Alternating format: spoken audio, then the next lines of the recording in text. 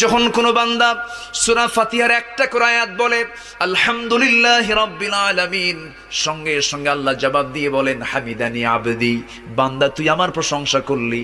আর রহমানির রহিম যখন বলে আল্লাহ বলেন আসনা আলাইয়া আবদি। মালিক ইয়াউমিদ্দিন যখন বলে আল্লাহ বলেন মাজ্জাদানি আবদি। এরপরে যখন বলে ইয়াকা না'বুদু ওয়া ইয়াকা নাস্তাঈন পর্যন্ত যখন বলে আল্লাহ বলেন বান্দারে তুই আমার কাছে কি চাস, প্রাণ খুলে চারে বান্দা।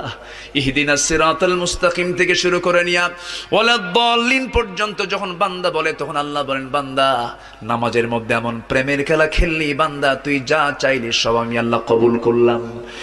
ওই বান্দা যখন রুকুতে যায় আল্লাহ তখন অস্থির হন।